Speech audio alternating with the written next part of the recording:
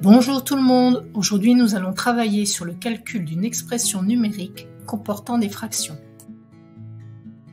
Je te conseille de revoir les vidéos précédentes sur les fractions et les nombres relatifs. Ce qu'il faut bien retenir, c'est que dans un premier temps tu dois séparer les termes et ne pas oublier que dans un même terme les parenthèses sont prioritaires. Commençons par calculer 2 tiers plus moins 5 tiers fois 18 sur moins 35.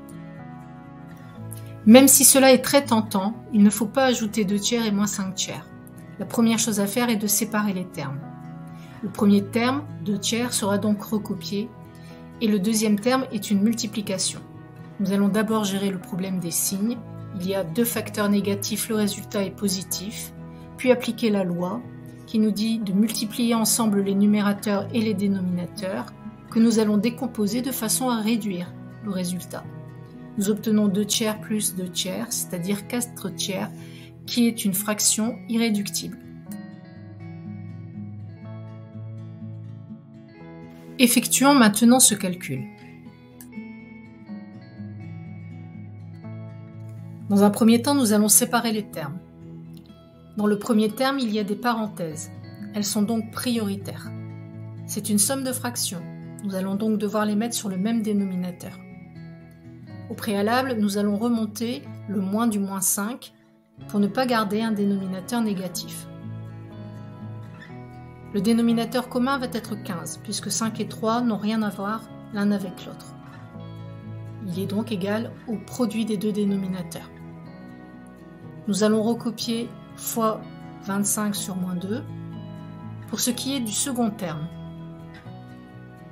C'est une division.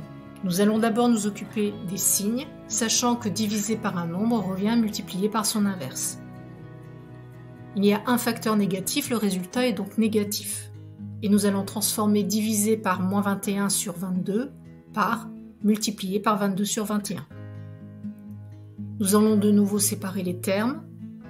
Nous obtenons moins 6 plus 5, le tout sur 15, multiplié par 25 sur moins 2. C'est une multiplication. Nous allons d'abord calculer moins 6 plus 5 et obtenir moins 1. Pour ce qui est du second terme, nous allons décomposer les numérateurs et les dénominateurs de façon à réduire la fraction. Nous allons de nouveau séparer les termes. Le premier terme étant une multiplication, nous allons nous occuper des signes. Il y a 2 facteurs négatifs. Le résultat est donc positif. Puis, de nouveau, décomposer les numérateurs et les dénominateurs de façon à réduire cette fraction. Nous obtenons 5 sixièmes moins 8 septièmes que nous allons mettre sur le même dénominateur pour enfin obtenir moins 13 sur 42. Intéressons-nous maintenant à ce calcul.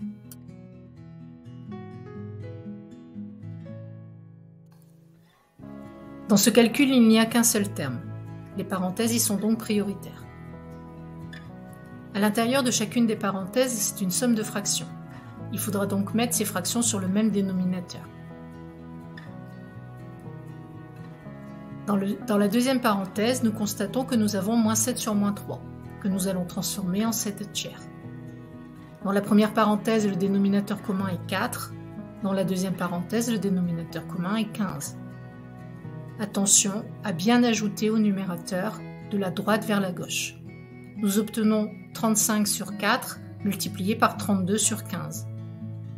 Nous allons mettre une grande barre, décomposer les numérateurs et les dénominateurs de façon à pouvoir réduire la fraction en appliquant la règle fondamentale. Le résultat obtenu est 56 tiers.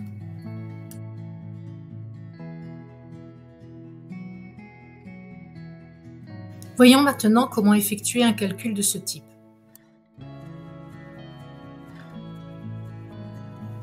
Dans cette première rédaction, nous allons garder la forme fractionnaire. La grande barre de fraction jouant le rôle de parenthèse, il n'y a qu'un seul terme. Le numérateur et le dénominateur sont donc prioritaires. Le numérateur et les dénominateurs étant une somme de fractions, nous allons devoir les mettre sur le même dénominateur. 12 sera le dénominateur commun du numérateur et 3 sera le dénominateur commun du dénominateur. Nous obtenons 9 plus 4 le tout sur 12, divisé par 6 plus 7 le tout sur 3, soit 13 sur 12 divisé par 13 sur 3. Nous appliquons la règle qui dit que diviser par un nombre revient à multiplier par son inverse. Nous obtenons 13 sur 12 fois 3 sur 13. Nous pouvons appliquer la règle fondamentale et supprimer les 13. Nous obtenons 3 sur 12, qui est une fraction qui n'est pas réduite. Nous allons décomposer le 3 en 3 fois 1 et le 12 en 3 fois 4. Appliquer de nouveau la règle fondamentale et obtenir un quart.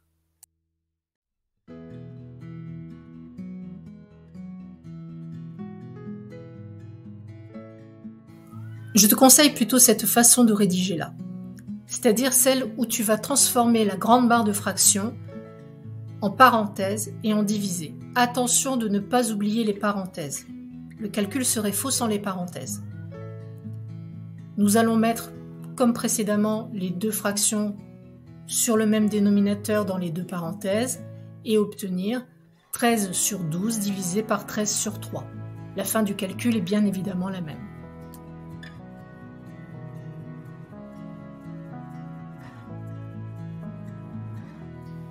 Au revoir et n'oublie pas qu'en apprenant tes lois et en travaillant avec méthode, dans l'ordre, tu ne peux pas te tromper.